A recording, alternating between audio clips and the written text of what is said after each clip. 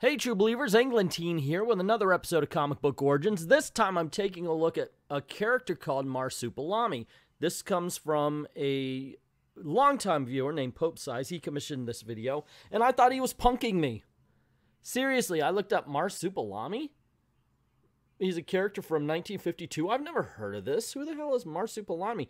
And I thought this is going to throw me for a loop because nobody has heard of this character. I do not expect this to get a lot of views. So I started looking it up. Yeah, he's from 1952, first published January 31st. It's a Franco-Belgian comic, so French-Belgian, whatever, from a magazine called Spirou. And he was created by a guy named Andrew Franklin. And I was like, oh my gosh, I can't believe he's doing this, man. What are you doing to me, Pope Size? And then I started looking into it to find out that I'm the only one that doesn't know about this character, apparently. He had a Sega Genesis game. All sorts of merchandise. There was a cartoon. There's a cartoon about this animal in the 80s, in the 90s. So he's been around. I just did not have my finger on the pulse of pop culture at the time, I guess.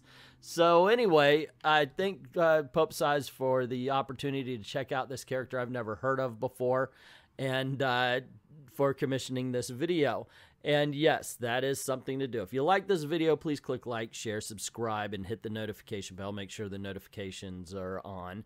But if you would like to help out the channel, go on over to Ko-Fi, and you yourself can commission a video. You just pick any category. You can see I've got quite a few here. And you pick any character, any item, any team, whatever, villain, superhero, or just regular protagonist, side character, main character, doesn't matter. You choose, and I will get to it. I will do this for you, and it's very exciting to learn the different kind of characters I have to do. Anyway, once again, thank you to Pope Size, and let's jump into Marsupilami's first appearance, a graphic novel that I'm going to be doing something different with today called the Marsupilami Thief. As always, we start with the cover, and I gotta say, it's a very strange... Okay, obviously, you want to point out Marsupilami's main character, or at least the main draw of this particular Spirou adventure, and you got the storyline that's going on the bottom, as Spirou and his friend are chasing the thief. And you got the circus in the back. That plays a big part of the story. But the Marsupilami itself doesn't even seem to be a part of it at this point. But that's my take on the cover. So anyway, we're going to move on to the actual story.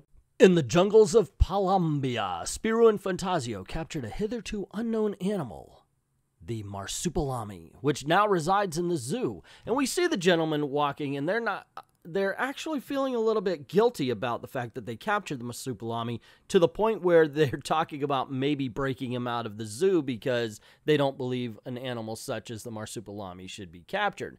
So they decide to visit the zoo, and Fantasio's saying, "There's the director. Mr. Spirou, Mr. Fantasio, how fitting to see you here. We just moved the Marsupilami into his new cage. Is it a strong one? Unbreakable. Have no fear. Come this way. How's he doing?" And we see that Marsupilami is looking a little less than happy. As the boys approach the cage, the Marsupilami comes to life. Hooba, hooba, ha, ha, ha. And walking away, Fantasio notices this. He's like, "Hey, did you see he was sad? And then he only got excited when we walked up. It's like visiting your son in jail." So they decide they're going to break him out. And then we see that the Marsupilami is enjoying people throwing peanuts at him. And then we cut to one of the zookeepers going up to the crowd who are throwing peanuts and saying, "Look, rules are rules. You can't throw peanuts at him, even if it was good for him. Rules are rules," which angers the Marsupilami. So the Marsupilami grabs the zookeeper with his tail and knocks him over the head. You can tell he's all mad. But later, Spirou and Fantasio get a phone call. It turns out that soon after they left the Marsupilami, it had died. So they decide to investigate what caused it. They borrow the neighbor's car, and they go back to the zoo. And at the zoo, Fantasio and Spirou are asking all of the main players the questions. The manager of the zoo says, well, his diet was controlled. The zookeeper mentions how Marsupilami was angry because he stopped people from feeding him the peanuts. So they decide to go over to the vet, who says, no, he couldn't have died from anger. His heart was strong. So they decide to perform an autopsy, and when they go into the vet's office, the Marsupilami is gone, which makes them ask the vet, well, do you think you were completely thorough in your examination? Maybe he was just unconscious and not dead? And the vet's going, no, that animal was dead. So they turn to the manager and say, well, obviously somebody stole him. They maybe put him in a bag they carried in with them.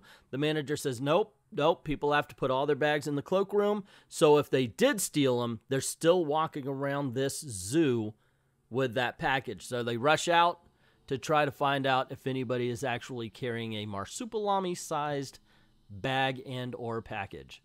So Spiro and Fantasio find the lowest part of the wall and say, hey, we're going to hang out right here because, look, the guy's not going to carry around this burden all out through the zoo, so he must have stashed it, maybe throw it over the wall or try to climb over the wall.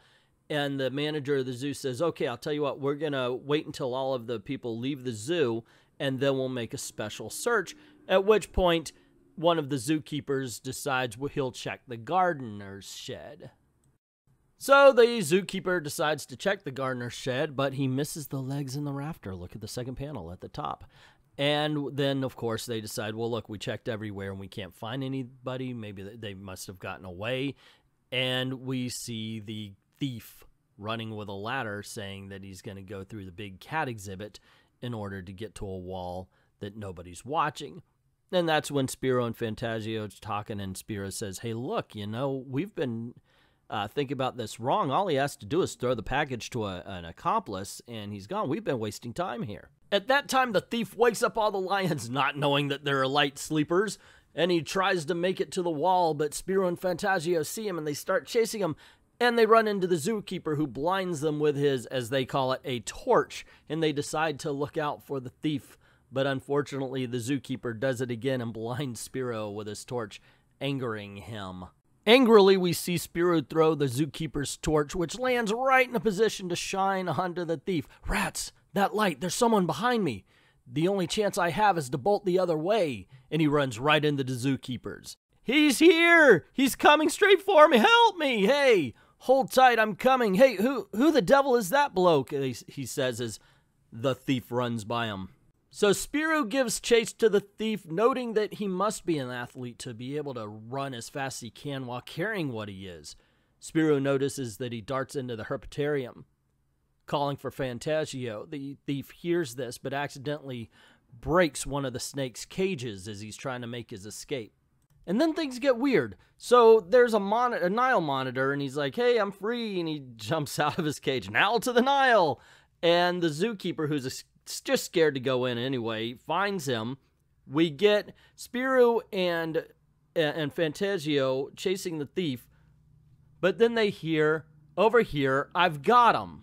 So everybody comes running because they're hearing, come here, help, help, and they get to the zookeeper, and he's got the Nile monitor cornered, and they're calling him, oh, you're the dumbest animal in here. Which I think, wait a second, hold on. That man's doing his job, all right?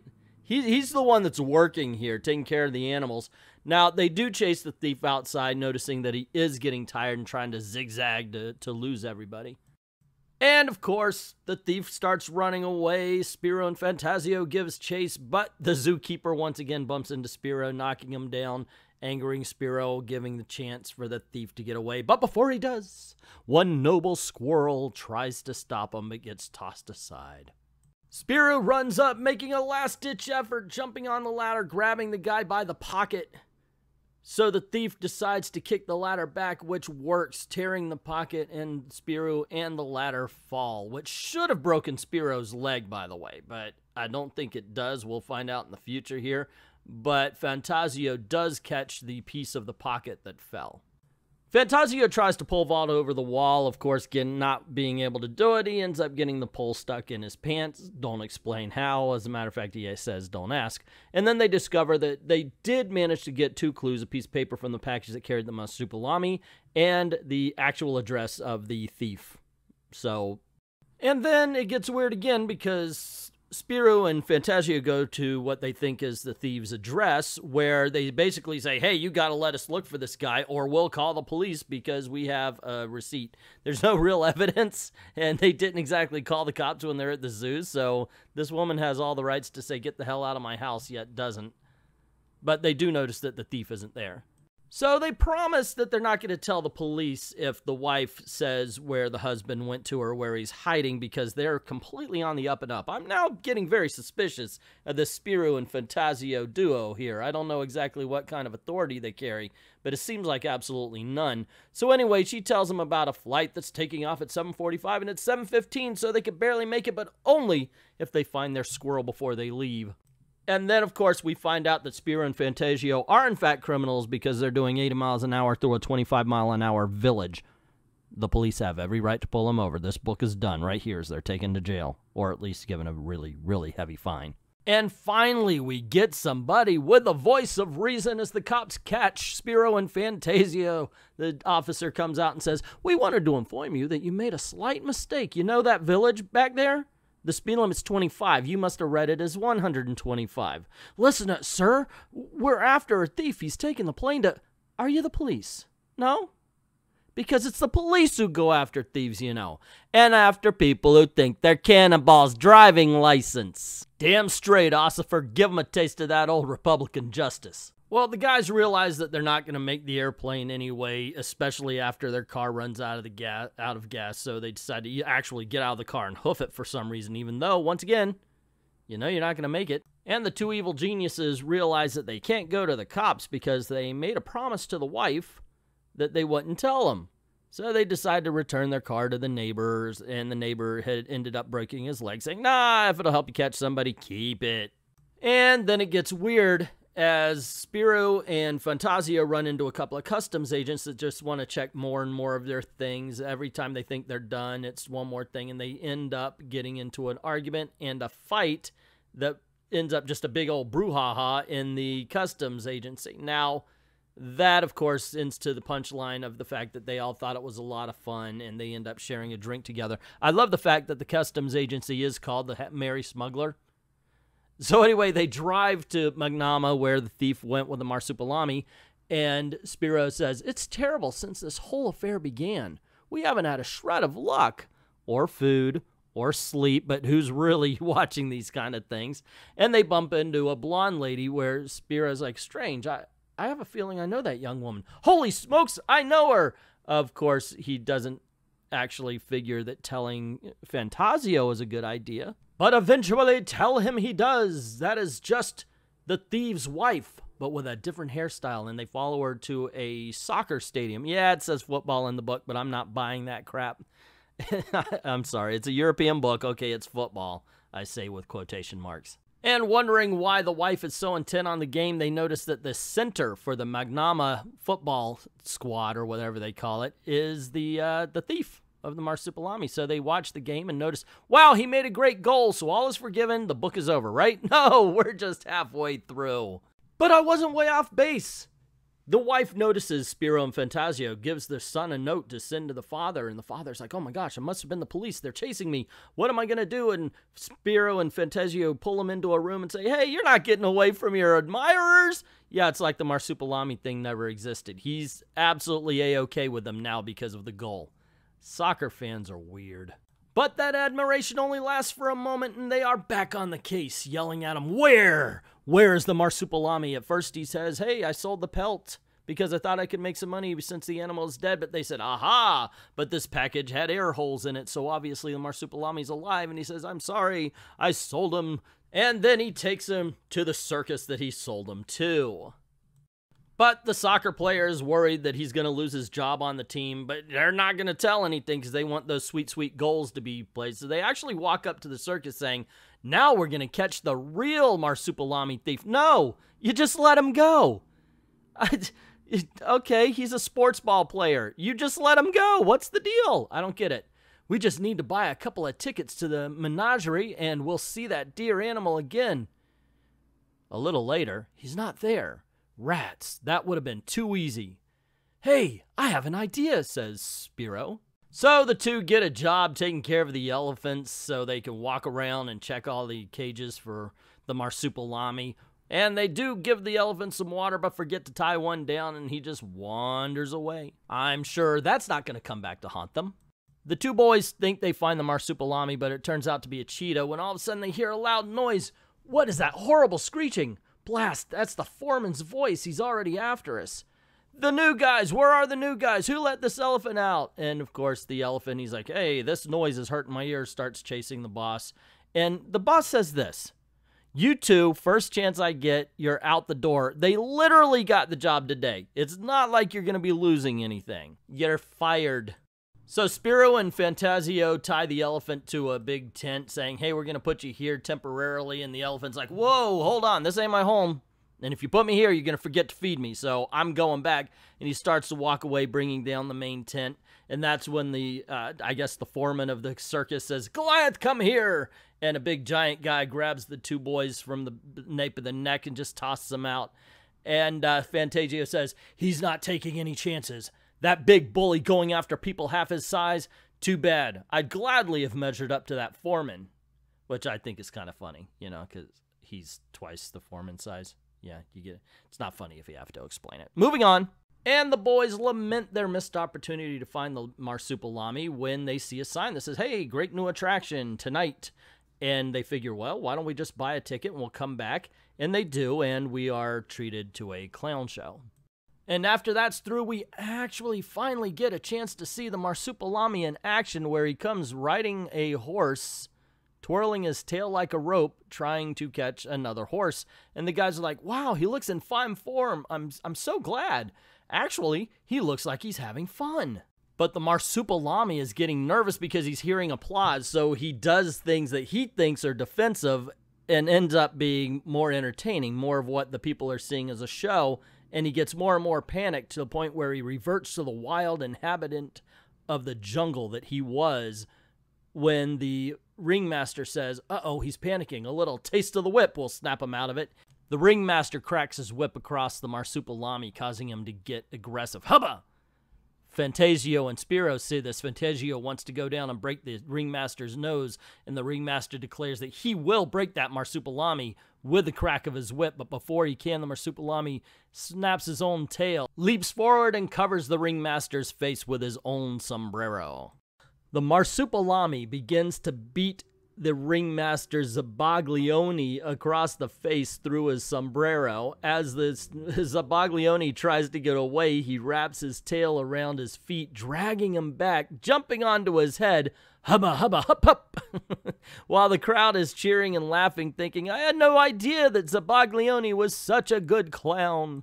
After the Marsupilami chases the ringleader out of the tent, Spiro and Fantasio say, hey, I've got a great idea. Let's go on out and we'll listen around and we'll try to find where they take that Marsupilami to. The two boys end up getting chased out of the circus by the foreman, and they're lamenting the fact that they couldn't get a hold of the Marsupilami again. And then they notice the Count of Champignac, who apparently appeared in a prior version of Spiro.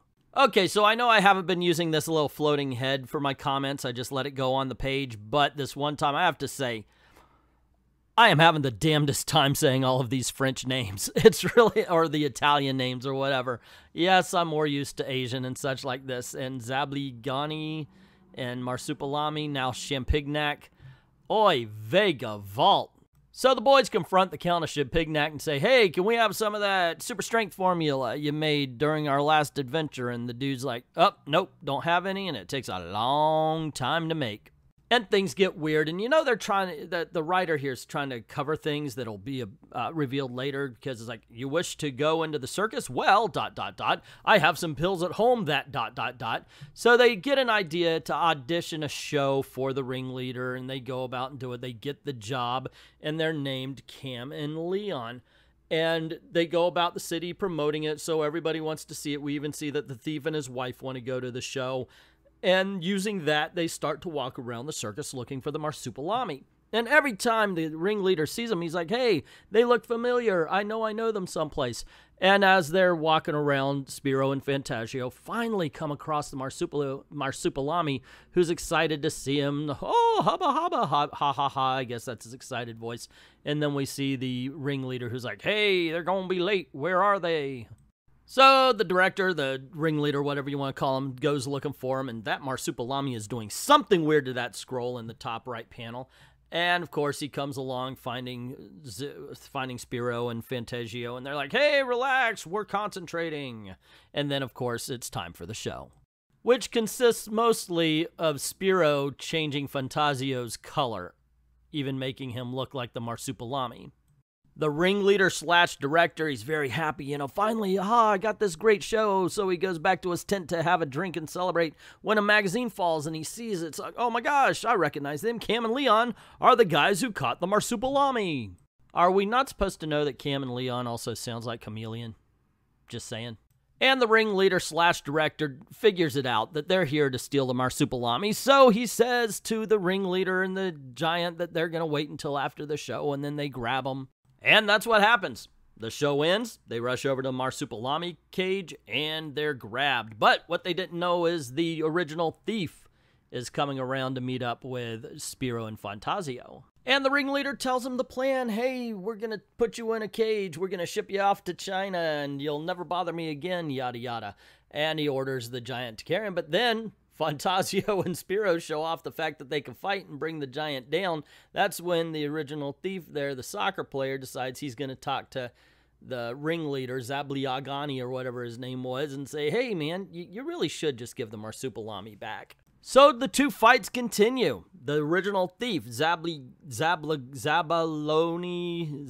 ringleader, and and then we got the giant and Spiro, and I can't remember the names anymore, Phantasmo, and he swings and punches open the window to the Marsupilami cage, and the Marsupilami escapes. And FYI, no, I'm not going to stop and restart because I get a name wrong. I've done that about 50,000 times during this recording. You're getting what you're getting. So the Marsupilami takes out the giant with a headbutt to the chin. Robert Shanks, that was Victor Shanks. The sports guy takes out the ringleader in a boxing match, and the squirrel says, wait a second, there's one more person left. So the squirrel takes out the foreman of the circus, shoved him in a cage, and says, bam, now we're safe. I'm taking this pretty deadlock key with me as a souvenir too. Hubba! Don't lose the count of Champignac's pills, Spip.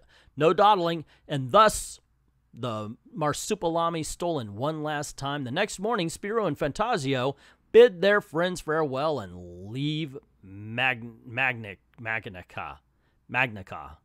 God damn it, these names have just been messing me up this whole freaking time. Letting this story end on a charming domestic scene. Hubba hubba hub!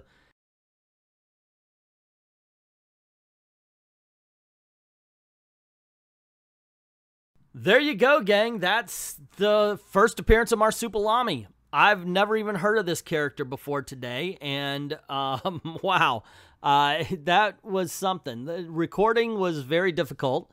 The names really did throw me off, and I re-recorded and re-recorded more than once trying to stumble over everything. So what you got was the best of what was put down. That's so sad and pathetic.